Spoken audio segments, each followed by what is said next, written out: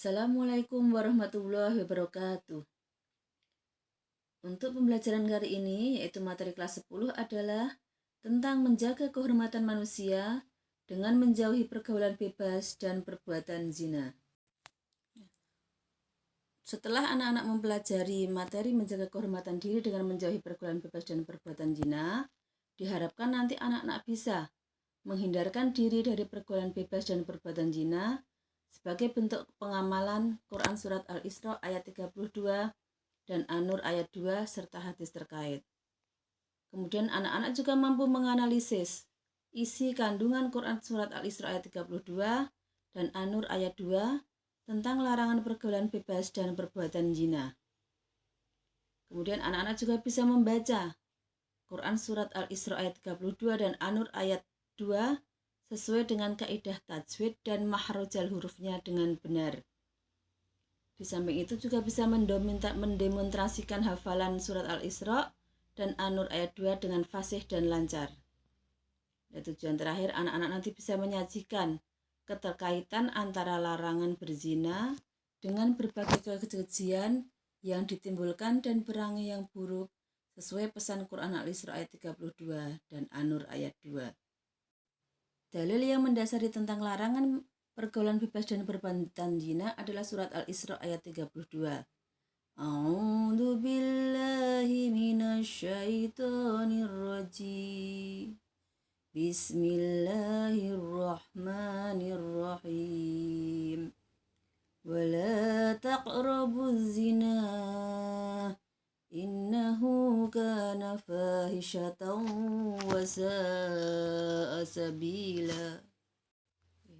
Dalam surat Al-Isra ayat 32 disebutkan wala taqrabuz zina, yang mana artinya adalah dan janganlah sekali-kali mendekati zina. Hal ini bisa kita pahami bahwasanya mendekati zina saja dilarang, apalagi sampai berbuat zina. Larangan untuk mendekati zina, apalagi melakukannya perbuatan zina tadi, yaitu yang mengandung arti hubungan badan biologis di luar tali pernikahan yang sah, baik dilakukan oleh orang yang sudah pernah menikah, yaitu zina muhson, maupun orang yang belum menikah atau weru muhson, dan mereka bukan merupakan pasangan yang sah suami istri. Innahu kana fahisyatan, yang artinya zina dikategorikan perbuatan yang keji karena memiliki dampak negatif yang bisa merugikan baik orang yang melakukan zina itu maupun orang lain. Wasa'a sabila, zina juga merupakan jalan yang buruk, tidak baik, karena sudah diberi jalan yang baik dalam menyalurkan kebutuhan biologis, yaitu dengan menikah. Hubungan biologis tanpa pernikahan tak ubahnya seperti hewan binatang yang juga melakukan hubungan biologis dalam menyalurkan keinginan nafsunya. Di acara berikut ini adalah beberapa contoh perbuatan yang masuk kategori mendekati zina. Yang pertama, melihat aurat lawan jenisnya dan menghayalkannya. Kemudian yang kedua, mendekati tempat-tempat yang dapat merangsang nafsu syahwat. Yang ketiga, melihat film atau tayangan media yang mengundang syahwat. Yang keempat, membaca buku bacaan yang bisa membangkitkan syahwat. Yang kelima, melakukan pergaulan bebas, yaitu pergaulan yang tidak terikat oleh aturan, norma, dan agama. Yang keenam, mendengarkan musik yang bisa membangkitkan syahwat. Kemudian yang ketujuh adalah berkhalwat, yaitu berdua-duaan dengan lawan jenisnya dengan melakukan kontak fisik. Dan yang terakhir adalah ikhtilat, yaitu bercampur baurnya antara laki-laki dan perempuan di tempat yang mengandung maksiat. Zina adalah termasuk dosa besar yang mana dapat menghancurkan kehidupan pelakunya, keluarganya, dan masyarakat. Oleh karena itu, Islam melarang perbuatan zina tersebut. Perbuatan zina dikategorikan menjadi dikelompokkan menjadi dua, yaitu zina muhson dan zina ghairu muhson. Zina muhson adalah zina yang dilakukan oleh orang yang sudah pernah menikah. Adapun hukuman bagi pelaku zina, Itu disebutkan dalam Quran surat An-Nur ayat 2. A'udzu billahi minasyaitonir rajim.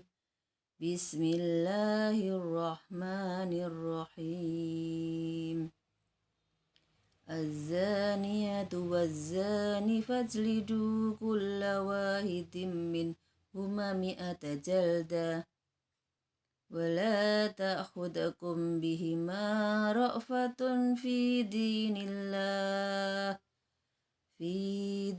الله إن كنتم تؤمنون بالله واليوم الآخر وليشهد عذابهما طائفة من المؤمنين.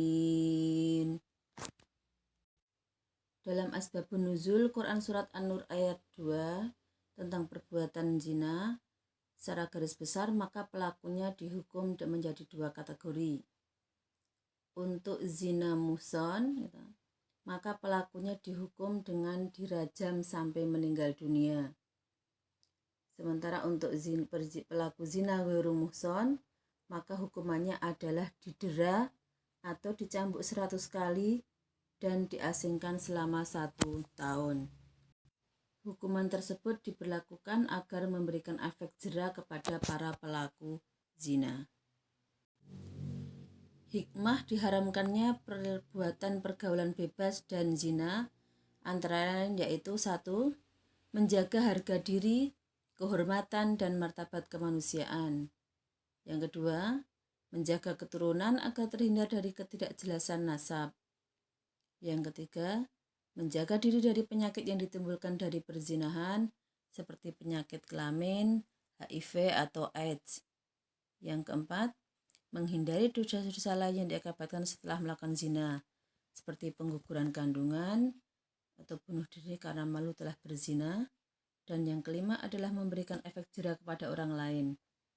Hal ini dikarenakan hukuman berat bagi pelaku zina akan menimbulkan rasa takut mendekati zina. Berikut ini beberapa cara untuk menghindari pergaulan bebas dan perbuatan zina. 1. Berpakaian menutup aurat rapi dan sopan. Dengan berpakaian menutup aurat rapi dan sopan, maka kehormatan akan terjaga. Kedua, memilih teman bergaul yang soleh, sebab teman yang soleh akan mengajak berbuat baik dan saling mengingatkan kepada perbuatan maksiat. 3. Menghindari tempat-tempat maksiat yang dapat memberikan peluang dan kesempatan untuk berzina. 4. Menghindari perilaku yang menjurus kepada perbuatan zina, seperti berpacaran, berdua-dua di tempat yang sepi, berciuman, berpelukan dengan lawan jenis, menonton tayangan media yang mengandung pornografi, atau membaca bacaan yang mengandung unsur-unsur yang menimbulkan nafsu birahi. Yang kelima, mengisi waktu dengan berbagai kegiatan yang positif, seperti membaca buku keislaman, menghadiri majelis taklim, ikut serta aktif dalam organisasi yang positif. Waktu yang kosong tanpa kegiatan positif akan menyebabkan seseorang terbawa oleh hayalan, angan-angan, dan tergoda oleh hawa nafsu. Dan yang terakhir adalah memperbanyak mengingat Allah dengan berzikir, membaca Al-Quran, serta mohon perlindungan dari Allah Subhanahu wa Ta'ala supaya dijauhkan dari bahaya pergaulan dan perbuatan zina. Oke, sekian dulu untuk pembelajaran hari ini. Semoga apa yang kita pelajari ini bisa memberikan manfaat dan pahala dari Allah. Akhir kata, Assalamualaikum warahmatullahi wabarakatuh.